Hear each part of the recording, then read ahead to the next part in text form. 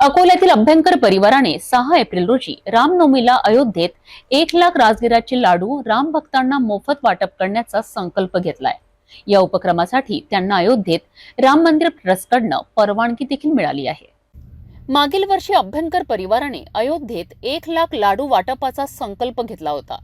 या उपक्रमासाठी तयारी सुरू असून अकोल्यातील 500 किलो गुळ आणि 500 किलो राजगिरा लाहीचा वापर करण्यात आला आहे।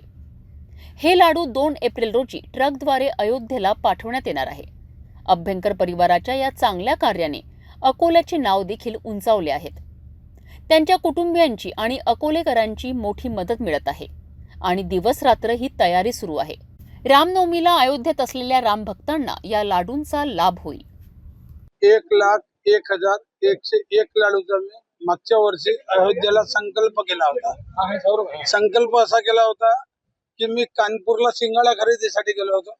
कानपूरहून असं कळलं की नाही बा 65 किलोमीटरच अयोध्या आहे। तर मग तिथे गेलो तर तिथे गेल्यानंतर रामरायाचं दर्शन घेतलं।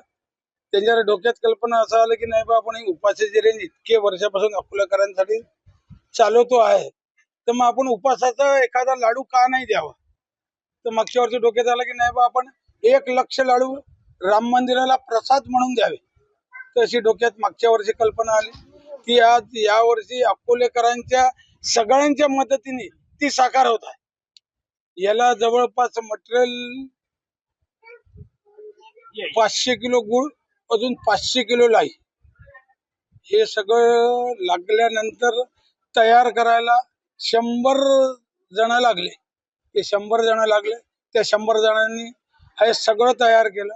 अजून अकोलेकरांच्या मदतीने हा प्रसादाचा जो कार्यक्रम आहे ते पूर्ण करू शकलो। मी फक्त अभ्यंकर परिवारांनी कधी म्हटलं असतं ते अशक्य होतं। अकोलेकरांची साथ, राजराजेश्वर संस्थांची सगळी सहकाऱ्यांची मदत म्हणून हे पूर्ण करू शकतो। आणि निशुल्क आहे, कोणी निशुल्क। अकोल्याच्या अभ्यंकर परिवाराचे या अद्वितीय कार्याबद्दल अकोला आणि राम भक्तांसाठी एक अनोखा दिवस आठवणीत राहील।